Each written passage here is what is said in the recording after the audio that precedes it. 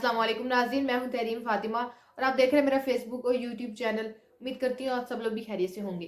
नाज़रीन, खान साहब को अडयाला जेल से कहाँ मुंतकिल किया जा रहा है, इस हवाले से एक बहुत अहम डेवलपमेंट सामने आई है।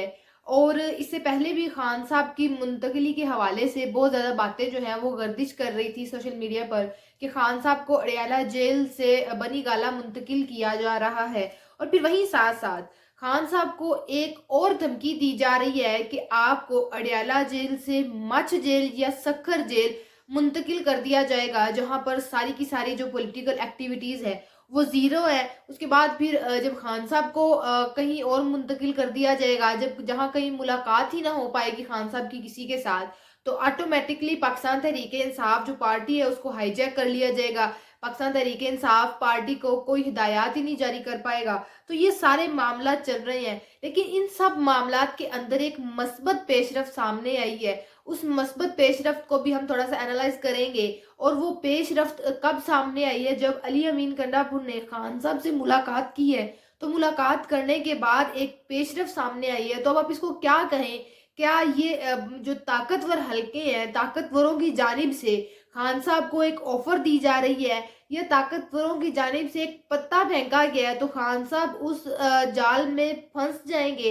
ये सारे के सारे मामलात हैं। तो अगर अभी तक आपने हमारी वीडियो को लाइक नहीं किया तो वीडियो को लाइक भी कर दें और हमारे यूट्यूब चैनल को सब्सक्राइब भी कर दें। आपका सब्सक्राइब हमारे लिए बहुत ज़्यादा ज़रूरी है। अच्छा जी, सबसे पहले बात करते हैं पंजाब सेनेट के जो इंतखाबात हैं उस हवाले से कागजात नामजदगी जमा करवाने का वक्त ख़त्म हो गया है। सेनेट की 12 नशिस्तों पर कुल 28 उम्मीदवारों ने कागजात नामजदगी जमा करवाए हैं। 7 जनरल नशिस्तों पर 17 उम्मीदवारों ने कागजात नामजदगी जमा करवाए हैं। जनरल नशिस्तों पर दलाल चौधरी, मोहसन नकवी, मोहम्मद औरंगजेब, इजाज मिनहास ने कागजात नामजदगी जमा करवाए हैं। ये बात होगी जनरल नशिस्तों की। अब खवातीन की 2 नशिस्तें हैं जिन पर खवातीन की कुल 2 नशिस्तें हैं जिन पर 5 उम्मीदवारों ने अपने कागजात नामजदगी जमा करवाए हैं, जिनमें सनम जावेद है, फायजा अहमद है, अनुशे रहमान है और ये जो है उन्होंने कागजात नामजदगी अपने जमा करवाए हैं। अकलीतों की एक नशिस्त है, एक अकलीती नशिस्त पर तारिक जावेद और आसिफ आशिक ने अपने कागजात नामजदगी जमा करवाए हैं। सेनेट के इंतखाबात में एक इंटरेस्टिंग बात जो अब नजर आ रही है, एक आप ये कह ले कि ये जो सेनेट के इंतखाबात हो रहे हैं इसमें नून लीग, पीपल्स पार्टी और तहरीके इंसाफ जितनी भी सियासी पार्टियां हैं उन्होंने अपने सीनियर रहनुमा जो है पार्टी के उनको इंतखाब सेनेट के इंतखाबात की दौड़ से बाहर रखा हुआ है। मुस्लिम लीग नून ने सीनियर रहनुमा मुशाहिद हुसैन और आसिफ करमानी को टिकट से महरूम किया, जबकि पाकिस्तान पीपल्स पार्टी ने सीनियर रहनुमा रजा रबानी और जो है उनको टिकट से महरूम किया। साथ ही साथ मौला बख्श चांडियो जो है वो भी सेनेट के इंतखाबात की टिकट से महरूम रहे हैं। सब चीजों में जो एक डिफरेंस नजर आ रहा है, देखने को नजर आ रहा है, वो ये है कि मोहसिन नकवी साहब, जैसे कि उनके हवाले से मैंने आपको पहले बताया है कि उनके पास इस वक्त 2 वजारतें हैं और अब उन्होंने आज़ाद उम्मीदवार की हैसियत से अपने जो कागजात नामजदगी जमा करवाए हैं वो आज़ाद उम्मीदवार है। और मोहम्मद औरंगजेब जो है वो भी किसी पार्टी के नहीं है। तो अब आप ये कह सकते हैं कि नून लीग वालों ने अपने जो सीनियर रहनुमा है उन पर कॉम्प्रोमाइज करके इन आज़ाद उम्मीदवारों को टिकट देने का वोट देने का सॉरी इन आज़ाद उम्मीदवारों को वोट देने का फैसला किया है। लेकिन पाकिस्तान तहरीक इंसाफ का अगर बात करें तो पाकिस्तान तहरीक इंसाफ का मामला कुछ और है, मुख्तलिफ केस है यहाँ पर पाकिस्तान तहरीक इंसाफ का। तो पाकिस्तान तहरीक इंसाफ ने कहीं कॉम्प्रोमाइज नहीं किया, ना ही अपने सीनियर जो रहनुमा है उनको टिकट दी है। पाकिस्तान तहरीक इंसाफ ने अपने कारकुनान को उठाया है। अब आप सनम जावेद को देख ले, अजहर मशवानी को देख ले, वो नौजवान है। तो पाकिस्तान तहरीक इंसाफ ने अपने नौजवान कारकुनान को उठाया, उनको टिकट देने का फैसला किया है। और सेनेट के हवाले से कहा जाता है, सेनेट के इंतखाबात के हवाले से कहा जाता है कि करोड़ों रुपए यहाँ पर लगते हैं सेनेट के इंतखाबात पर, सेनेट के सीट के लिए। लेकिन पाकिस्तान तहरीक इंसाफ का मामला आप देख लें कि कोई मामला नहीं किया गया, ना ही किसी चीज पर कॉम्प्रोमाइज किया गया है। अपने कारकुनान उठाए हैं, नीचे जो लोग हैं नए तबके को ऊपर ला रहे हैं, नई जनरेशन को ऊपर लाया जा रहा है। तो खान साहब ने तो बोला है कि मैं सनम जावेद को टिकट दूंगा, मुराद सईद को टिकट दूंगा, या डॉक्टर यास्मीन राशिद को टिकट दूंगा। वो लोग जो इस वक्त पाबंदे सलास है, इस वक्त कैद में है, और जो लोग पोष है, तो खान साहब ने तो बात की है कि मैं उनको ही टिकट जारी करूंगा। तो ये एक बहुत ज्यादा आप कह लें कि इंटरेस्टिंग कंडीशन चल रही है। नून लीग वालों को भी कम्प्रोमाइज करना पड़ रहा है, चाहते हुए भी वो आप कह लें कि अपने लोगों को वो नहीं टिकट दे सकते। तो आजाद उम्मीदवार जो है उनको वो उन्होंने वोट देने का फैसला किया है और इमरान खान ने भी अपना पता खेल दिया है कि अगर उम्मीदवारों ने अपने बंदे सामने ला के रख दिए हैं कि सेनेट के इंतखाबात के लिए, तो खान साहब ने भी वाज़ेह पैगाम कर दिया है, वाज़ेह पैगाम दे दिए कि ये लोग हमारी जानिब से होंगे जिनको मैं टिकट जारी करूंगा। अच्छा जी, अब वहीं दूसरी जानिब अली अमीन कंडापुर के हवाले से बात करें तो अली अमीन कंडापुर ने जो खान साहब से मुलाकात की है, वो पहले इससे पहले अदालत गए। अदालत जाकर उन्होंने कहा कि मुझे खान साहब से मुलाकात करने की इजाज़त दी जाए। वो मेरे लीडर है, मेरे पार्टी के वो बानी हैं, वो बानी है, तो मैंने उनसे मुलाकात करनी है। लेकिन बात यहाँ पर ख़त्म नहीं हुई। मज़ीद ये भी कहा कि प्राइवेसी में मिलने की इजाज़त दी जाए।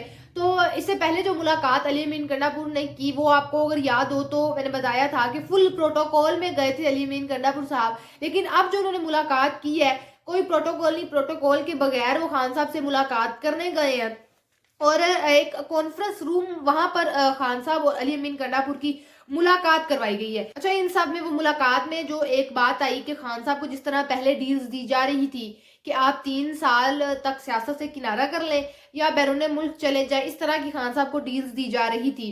तो एक और मजीद इसमें एक बात जो आई कि खान साहब को अब धमकी भी दी जा रही है कि या तो आपको मच जेल शिफ्ट कर दिया जाएगा या सखर जेल वहां पर मुंतकिल कर दिया जाएगा, जहां पर कोई एसेस नहीं होगी। मतलब कि ना खान साहब के वकला वहां पर जाके मिल सकते हैं, जाहिर सी बात है, और ना ही खान साहब पार्टी के लिए कोई हिदायत जारी कर सकते हैं। तो जो पॉलिटिकल एक्टिविटीज हैं वो सारी की सारी जीरो हो जाएंगी। ये खान साहब को धमकियां दी जा रही हैं। और इससे पहले जो अडयाला जेल की सिक्योरिटी का मामला था, तो कि अडयाला जेल में दहशतगर्द के गिर्द कुछ दहशतगर्द पाए गए हैं और सिक्योरिटी जो है वो हाई अलर्ट कर दी गई है। तो पाकिस्तान तहरीक इंसाफ वाले इन सब मामलात को आपस में मिला रहे हैं और कहा जा रहा है कि ये बहाना बनाया जा रहा है कि खान साहब को कहीं और शिफ्ट कर दिया जाए और खान साहब को अंदर अंदर डील दी जा रही है। अली अमीन कंडापुर ने ये पॉसिबिलिटी शो की है कि खान साहब को खैबर पख्तूनख्वा के किसी जेल में मुंतकिल कर दिया जाएगा। खान साहब को ये बाकायदा ऑफर दी जा रही है, क्योंकि अडयाला जेल है वो पंजाब हुकूमत के अंडर आती है। तो अगर खैबर पख्तूनख्वा में खान साहब को किसी जेल में शिफ्ट कर दिया जाता है तो वो तो अली अमीन कंडापुर के अंडर आएगा सारा मामला। तो इजीली किसी से भी मुलाकात खान साहब की हो सकती है और सारी की सारी जो आसानियां हैं वो खान साहब को वहां पर सहूलियात है वहां पर दी जा सकती हैं। खान साहब जिससे चाहे मर्जी मुलाकात कर सकते हैं। तो ये एक ऑफर कहा जा रहा है कि खान साहब को दी जा रही है कि आप अडयाला जेल से खैबर पख्तूनख्वा की किसी भी जेल में शिफ्ट हो जाएं। पंजाब अगर में रहे, अडयाला जेल में रहे, तो खान साहब पर जो अभी पाबंदियां हैं वो रहेंगी, किसी से मुलाकात नहीं हो सकेगी। खैबर पख्तूनख्वा जाएंगे तो सारी आसानियां खान साहब को दी जाएंगी। वो खैबर पख्तूनख्वा अली अमीन कंडापुर के अंडर आती है, तो अली अमीन कंडापुर जाहिर सी बात है खान साहब उनके कप्तान है, लीडर है, तो वो जितना मुमकिन उनसे हो सका, जिस कदर मुमकिन हो सका, वो खान साहब को सहूलियत वहां पर देंगे।